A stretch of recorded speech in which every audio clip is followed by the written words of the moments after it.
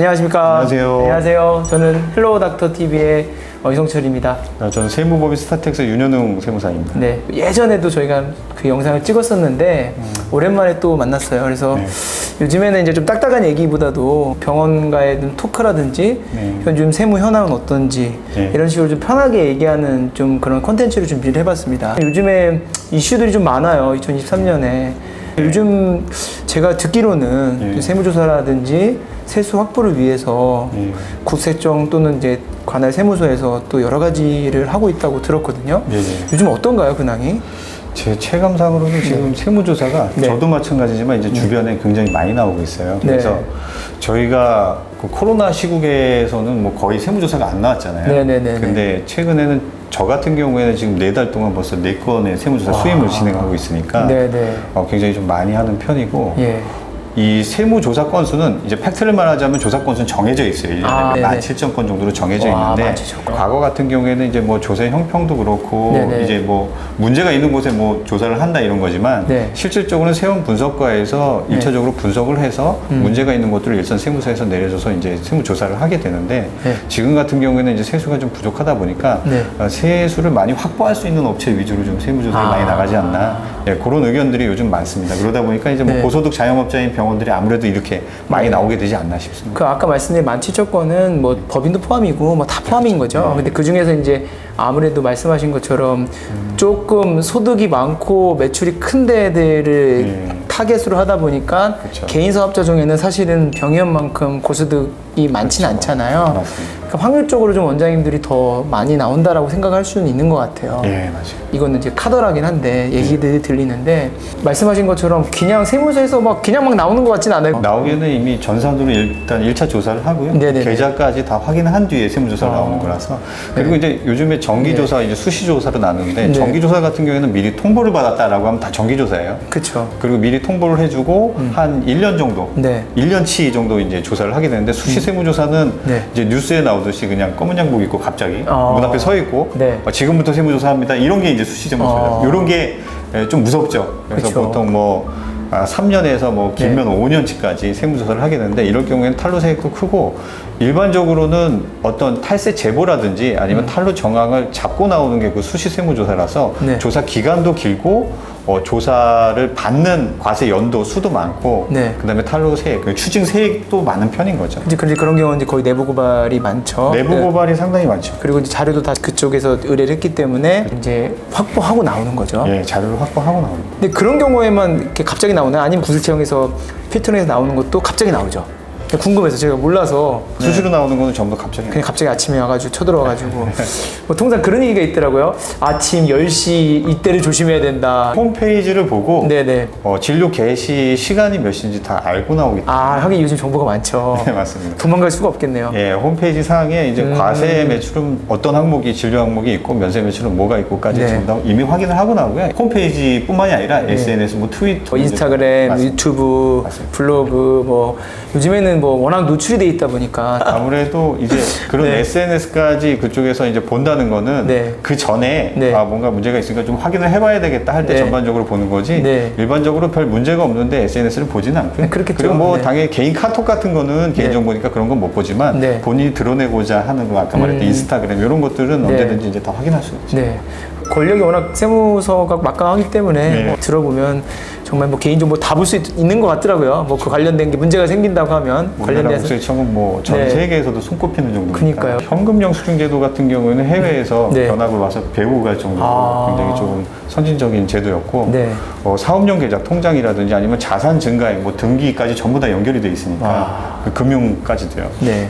자산 증가액과 우리 신고액과의 차이까지도 분석을 하고 뭐 신고한 내역의 어떤 적정성, 동일 업종의 동일 지역의 평균까지 전부 다 확인을 해서 생각보다 굉장히 수백 가지를 봅니다. 그래서 굉장히 디테일하게 분석을 한 다음에 세무조사가 나오기 때문에 상당히 정확도가 높게 나오는 거죠. 보니까 우리나라가 이제 필터링하는 기술이 굉장히 말씀하신 게 포함된 건데 저도 뭐 요즘 뭐 그 건강보험 시사평가원도 보고 뭐 그런 데 공개된 자료를 보면 굉장히 이 필터링이 잘 돼 있어요. 우리나라가 뭐 과목별로 뭐 얼마 청구하는지까지 다 나와 있고 하여튼 우리나라가 정보가 많이 오픈돼 있고 수집을 하는 만큼 이제 원장님들께서도 요즘 트렌드 상에 봤을 때는 세무조사가 좀 나온다는 부분, 이런 부분들을 보시면 될 것 같고. 좀 전에 이제 건강보험공단 말씀하셨잖아요. 우리가 세무조사 얘기하고 있는데 건강보험도 이제 세무조사 비슷하게 진행을 하는 경우가 있어요. 맞아요. 지금 저희가 4건 정도 세무조사를 진행하고 있다고 하는데 지금 건강보험공단에 대한 소명도 별도로 한 건을 또 진행하고 있어요. 뭐냐면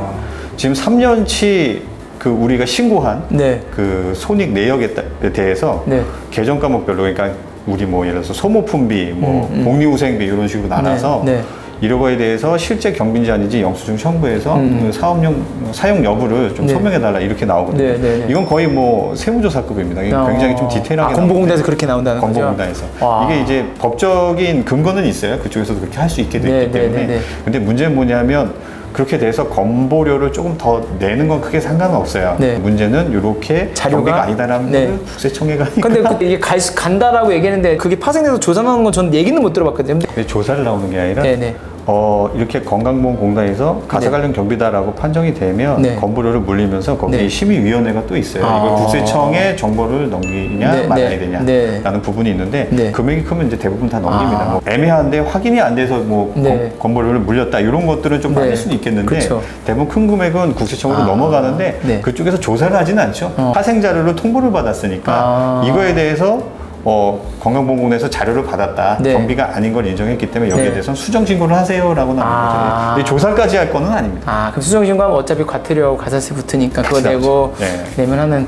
이게 참 무서운 게 안 당해보신 분들은 그냥 수정와서 신고하고 좀 세금 좀 더 내면 되지 뭐라고 생각할 수 있는데 사실 거기서 끝나지 않거든요. 그 몇 년치 그 못 낸 그 이자라고 표현해야 되나요? 예를 들어서 5년치 내가 뭐 금액이 모수가 크면 그 해부터 현재까지의 그걸 계산하는 거죠. 그래서 그것도 대략 몇 프로 되죠? 그게 대략 1년에 한 10% 정도 보시면 되고요. 거기에다 이제 신고불성실이니까 세금을 적게 냈잖아요. 적게 낸 금액에 이제 10% 정도는 또 추가로 내실 생각이었는데 뭐 부당하게 줄였다라고 하면 40%지만 요 같은 경우에는 어떤 실제로는 이제 가사 관련 경비인데 이제 좀 잘못해서 섞여 들어갔다라고 하는 것들은 10% 정도라고 보시면. 그럼 아까 말씀하신 10%면 거의 20%를. 그렇죠. 근데 이제 뭐 3년치라 그러면 1년에 10%니까. 그래서 지금 가산세에 이제 10%가 붙는 거예요. 그렇죠. 낼만하다고 표현하기에는 좀 금액이 너무 커요.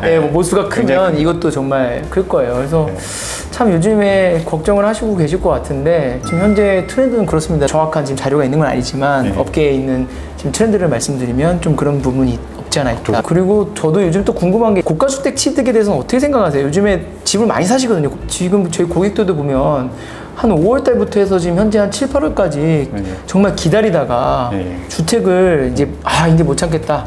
금리도 좀 떨어졌고 사실 4%대까지 6%까지 올라갔던 게 강남 3구 같은 경우는 자금 소명해야 되잖아요. 그렇죠. 그 외에는 이제 또 허가제고 사실은. 어쨌든 저는 이것도 좀 볼 것 같다는 생각이 그냥 개인적으로 조심스러운 부분이라고 생각을 해요. 한 20억 이상의 집에 대해서는. 조심스럽긴 한데 저는 원장님들이 그런 질문을 하시면 그냥 사라고 말씀을 드려요. 왜냐하면 어차피 우리의 능력 안에서 내가 신고해서 번 돈으로 매입을 하는 거는 충분히 소명이 가능하거든요. 그래서 대출이 많이 안 나와도 자금 출처 소명만 할 수 있다 그러면 그런 기회, 그러니까 집을 살 기회, 원장님들이 뭐 금매를 사겠다 내지는 아무래도 이자율이 떨어졌다 이런 기회는 잡는 게 좋을 것 같고 세무조사를 무조건 고가주택을 산다고 나오는 거는 아니었어요. 왜냐하면 그 전 정권이죠. 고가주택에 대해서 굉장히 좀 다주택자에 대해서 민감하게 했던 그런 부분들에 대해서도 그때도 많이 매입을 하셨거든요. 세무조사 나오는 거는 일부분이었고 사실 그거는 종합적인 판단이에요. 우리가 국세청에 소득세 신고는 적게 하고 고가주택을 산다고 그러면 의심스럽잖아요. 이거 한번 확인해봐야 되고 딱히 상속이나 증여를 받는 이력도 없고. 그러니까 자금 조달이 이제 원활하지 않은 거죠.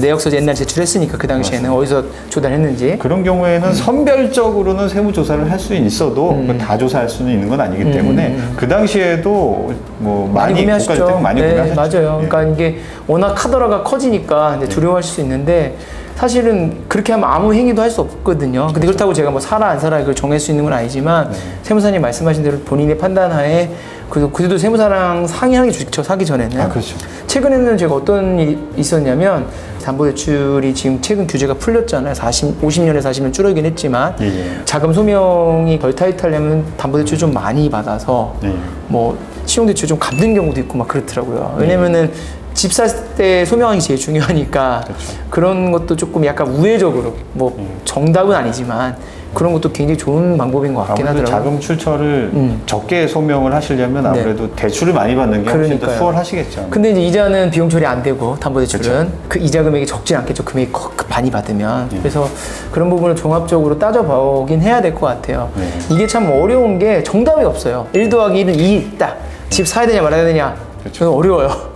누구도 얘기해 줄 수 없어요. 원장님들이 원하는 게 이제 수학처럼 답이 나와야 되는데 네, 맞아요. 이건 답의 문제가 아니라 어찌 보면 선택의 문제라서 실질적으로 답이 존재하지 않죠. 근데 이제 선택권이 나한테 있다는 것도 되게 해피한 거긴 하죠. 집을 요즘에 사기 힘든 건데 사냐 안 사냐. 만약에 살 거면 세무적으로 어떻게 리스크를 해칭할 건지를 생각해보고 그리고 자금 조달 계획을 나중에 문제가 됐을 때 어떻게 할지도 본인이 준비를 해야 되는 게 요즘 트렌드에 맞는 것 같긴 해요. 뭐 나오든 안 나오든.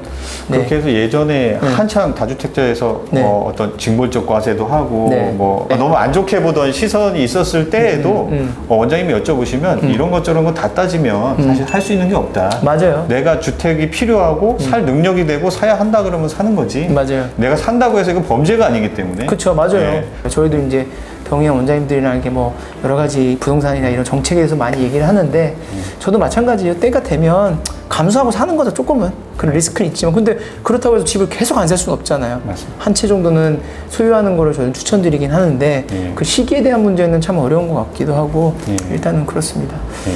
그리고 세무조사 얘기하다 여기까지. 네, 여기까지 왔는데 일단은 이게 지금 거의 그냥 스몰 토크 식으로 얘기하는 거니까 일단 1편은 여기서 마치고요. 2편에서도 또 생각나는 거 있으면 또 얘기를 하면서 이런 식으로 한번 진행을 한번 해보겠습니다. 네, 2편을 뵙겠습니다. 감사합니다.